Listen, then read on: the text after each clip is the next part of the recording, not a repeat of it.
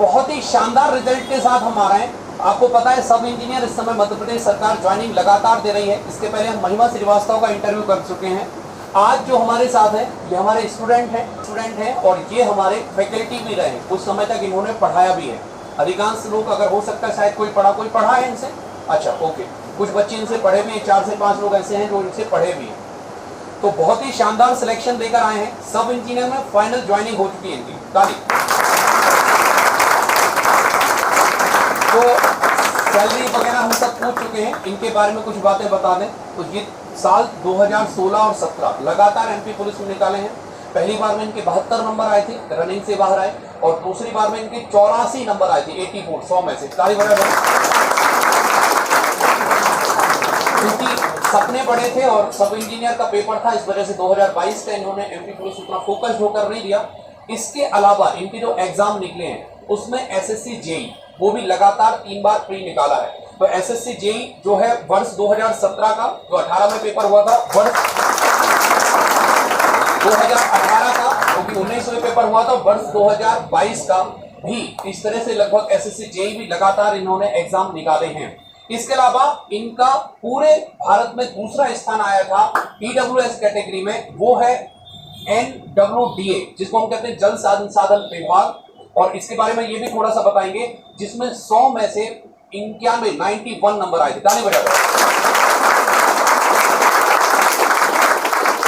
Finally इनके इतने सारे एग्जाम निकले हैं और अब इनने जो है अपनी डगर पकड़ ली है। सब इंजीनियर हैं, इस समय भोपाल में हैं। तो अब इन्हीं से हम रूबरू होते हैं, बढ़िया तरीके से उनसे समझते हैं किस तरह से इन्होंने पढ़ाई की। काफी संघर्ष रहा है इनके जीवन में, क्योंकि आप ये समझिए, आज जब मैं पढ़ा रहा था तो कई बच्चों से मैंने कहा था कि भाई अच्छे से पढ़ो नहीं तो ओवर एज हो जाओगे। इस तरह की कई तरह की पेचीदगियों से ये निकले हैं। तो इनसे हम समझते हैं किस तरह से इनका रहा है, क्योंकि काफी लंबे समय से इन्होंने कॉम्पिटिशन की तैयारी की है और टेक्निकल से नॉन टेक तक की तैयारी की है। जिस एग्जाम में ये निकले हैं उनमें मैथ्स और रीजनिंग में पूरे 100% नंबर लिए हैं।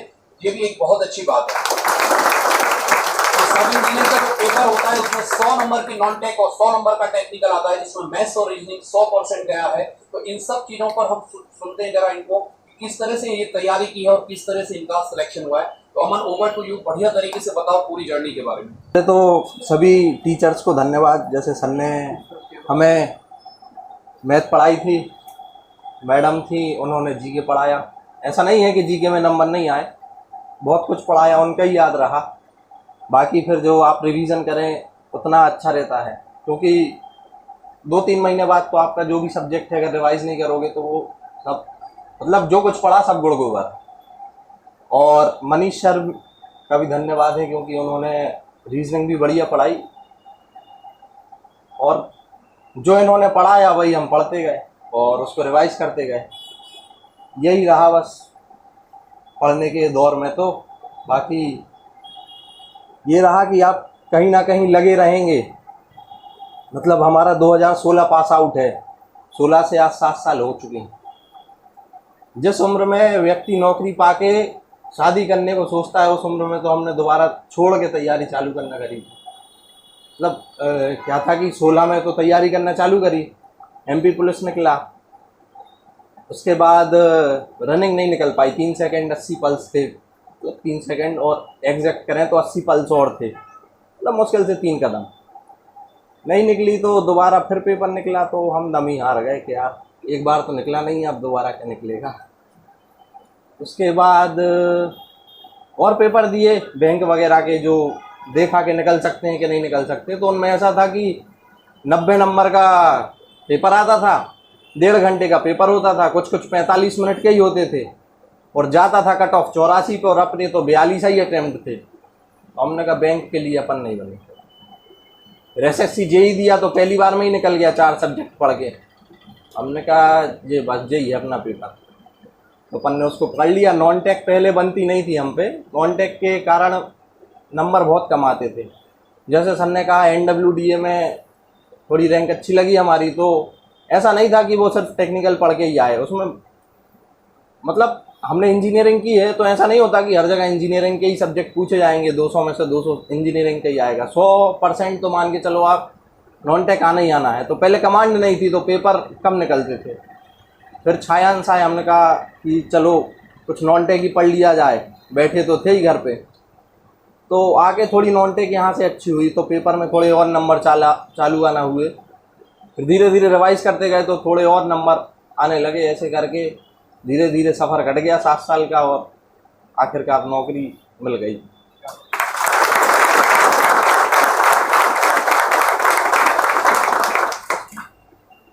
देखिए क्या है कि आप लोग कई जन होंगे जो मतलब 3 मुद्दे होते हैं नौकरी लगाने के। एक आदमी सोचता है कि परमानेंट है, कोई भगा नहीं पाएगा, ये भी एक मुद्दा होता है। एक सोचता है कि पैसे मिलेंगे, एक सोचता है चैन सुकून है, भाई प्राइवेट में भी काम तो है लेकिन ज़्यादा है उसके अपेक्षा। और चौथा जो कोई नहीं सोचता वो ये है कि नौकरी लगानी। जब आप तीनों ऑप्शन छोड़ के चौथे ऑप्शन पे पहुंच जाओगे तो अपने आप नौकरी लग जाएगी। मतलब क्या है, देखो आप लोग भी आज जान रहे हो कि कितना भेड़ बकरी जैसा मार्केट बचा है। पहले आदमी कम तैयारी करता था, कोरोना के बाद जब से उसको पता लगा है कि प्राइवेट सेक्टर में पैसा तो है लेकिन सिक्योरिटी नहीं है, उसके बाद हम खुद जैसे प्राइवेट थे 16,000 रुपये मिलते थे, बहुत थे सागर के सागर में, ना कोई खर्चा ही नहीं था भाई, 13,000 रुपये तो बच जाते थे। सोचो अपन बिल्कुल खुश थे। 1.5 साल नौकरी चली, उसके बाद कोरोना आ गया तो एकाएक नौकरी चली गई।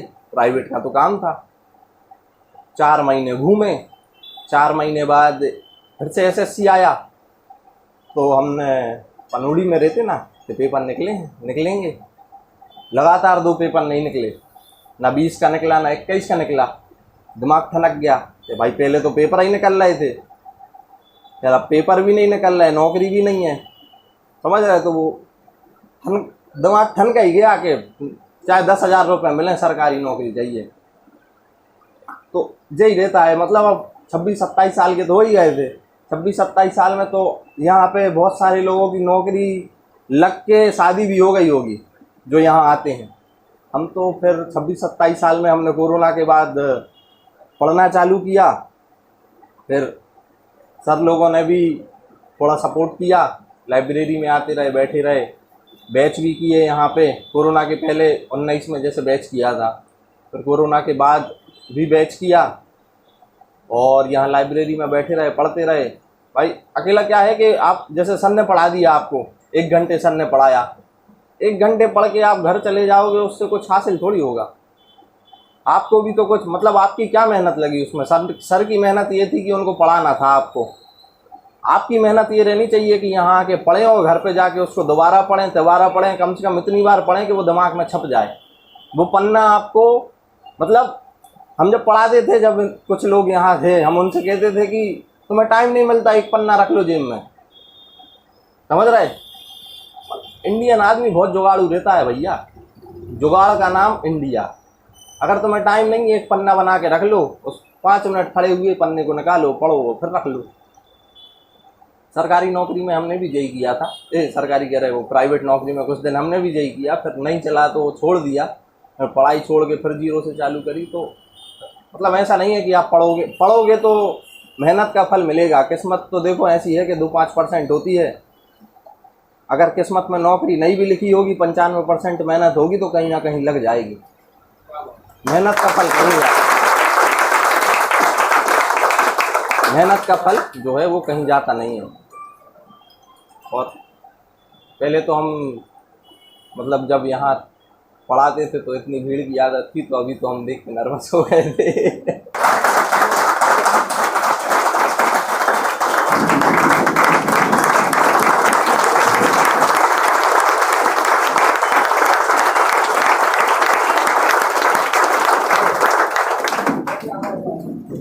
भाई आपके कोई भी क्वेश्चन हो तो पर्सनल भी आप पूछ सकते हो। मेरी इस समय क्लास है नीचे तक, तो हमें जाना पड़ेगा। फोन भी आ रहा था जी सर, नीचे MP पुलिस लगा 10 से 11